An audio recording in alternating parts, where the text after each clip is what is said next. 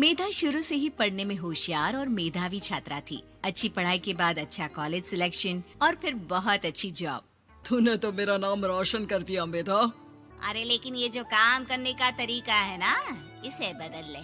18 घंटे काम करेगी तो कल को बच्चा कैसे संभालेगी? तुम्हारी तरह पागल नहीं हूँ माँ, जो बच्चे और परिवार में फंस जाऊँ।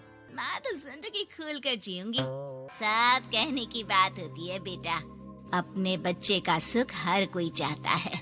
वक्त बीतता है और मेधा की शादी हो जाती है। शादी के कुछ सालों में ही मेधा एक सुंदर से बेटे की माँ बन जाती है। अरे यार, मेरी मैटरनिटी लीव खत्म हो रही है, क्या करे? माँ भी नहीं आ सकती, कैसे मैनेज करूँ? ऐसा करते हैं, इसके लिए एक केयर टेकर रख लेते हैं, वो देखा करेगी इसे। मेधा को पति की बात जंच जाती है और वो केयर टेकर की तलाश शुरू कर देती है। एक दिन उन लोगों के घर एक महिला आती है जो दिखने में पढ़ी लिखी लगती है। जी, क्या काम है आपको? मैम, मेरा नाम स्नेहा है। आपका एड देखा केयर टेकर का, क्या मैं आपके यहाँ काम कर सकती हूँ? हाँ, क्यों नहीं, लेकिन आप तो अच्छे घर की लगती हैं, फिर नौकरी क्यों? दरअसल मेरे ससुराल वालों ने मुझे घर से निकाल दिया क्योंकि मैं माँ नहीं बन सकती और माता पिता भी नहीं है इस दुनिया में। तो अरे अरे, कोई बात नहीं, तुम लक्ष्य को ही अपना बच्चा समझो और यहीं रहना, और किसी भी चीज की जरूरत हो ना तो बता देना। नेहा खुशी खुशी लक्ष्य को संभालने लगती है। रात को जब मेधा घर पर आती है, अरे क्या बात है स्नेहा, तुमने खाना नहीं खाया क्या? अरे दीदी, आपका बेटा टाइम दे तब ना।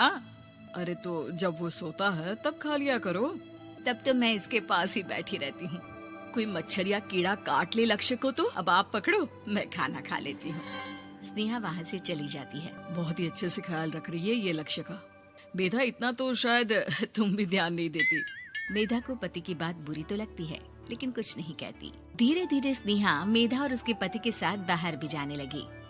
सुनो, स्नेहा को भी बाजार ले चलते हैं, वो क्या है ना, लक्ष्य को देख लेगी जब तक मैं शॉपिंग कर लूंगी। हाँ चलो, वैसे मैं चाह रहा था कि लक्ष्य को लेकर हम दोनों ही चलते।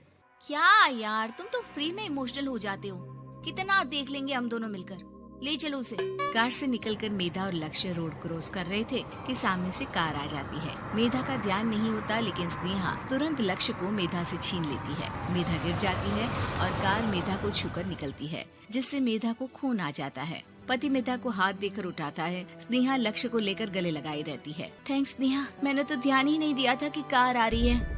स्नेहा का गुस्सा मालकिन पर टूट पड़ता है।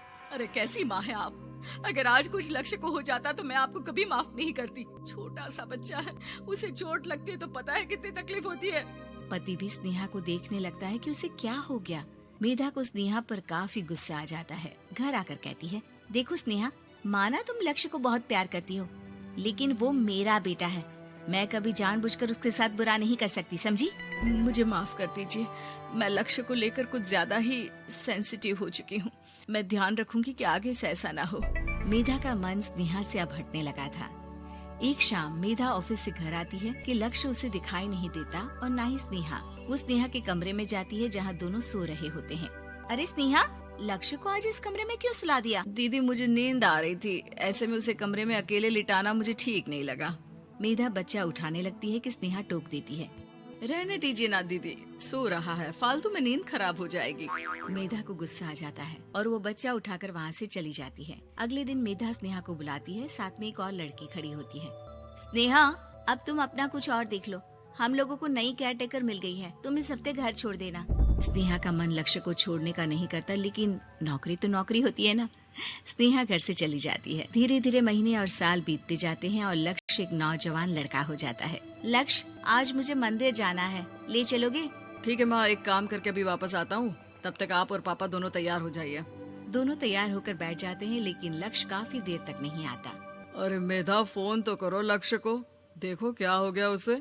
मेधा फोन करती है तो पता चलता है कि लक्ष्य का एक्सीडेंट हो गया है और वो सिटी अस्पताल में है। जल्दी चलिए, पता नहीं कैसा होगा मेरा बेटा। अरे चिंता ना करो, सब ठीक होगा, मैं अभी कार निकालता हूँ। दोनों मियाँ बीवी अस्पताल पहुँचते हैं जहाँ वो लोग देखते हैं कि लक्ष्य बिस्तर पर पड़ा होता है। एक महिला इन्हें यहाँ लेकर आई है, वो वहाँ बैठी है, लेकिन फिलहाल तो आप लोगों को इनके लिए किडनी का प्रबंध करना होगा। एक्सीडेंट में इसकी किडनी डैमेज हो गई है। मेरी ले लीजिए डॉक्टर साहब, मेरे बेटे को बचा लीजिए। नहीं नहीं, आप माँ हैं, आपकी नहीं ले सकते, पिता की भी नहीं। आप किसी रिलेटिव या दोस्त से पता कर लें और हाँ थोड़ा जल्दी करें क्योंकि देर होने से मामला बिगड़ सकता है। मेधा बैठकर रोने लगती है कि वहाँ डॉक्टर आ जाते हैं। जिस औरत ने आपके बेटे को यहाँ भर्ती कराया था वो अपनी किडनी आपके बेटे को देना चाहती है। हाँ? कौन है वो? कहाँ है वो? तभी वहाँ स्नेहा आ जाती है। स्नेहा तुम? मैं लक्ष्य को पहचान नहीं पाई थी, लेकिन आप लोगों को देखकर समझ गई कि ये लक्ष्य है, इसलिए वापस आ गई। मैं अपनी किडनी आपके बेटे को देना चाहती हूँ। मेरी अपनी तो कोई औलाद नहीं, लेकिन लक्ष्य में मैंने हमेशा अपना बच्चा देखा। तुम धन्य हो स्नेहा, जो इतने साल में भी लक्ष्य को भूल नहीं पाई। सही मामले में तो वो तुम्हारा ही बच्चा होगा, क्योंकि जन्म भले ही मैंने दिया हो, लेकिन आज तुम उसकी जिंदगी बचा रही हो।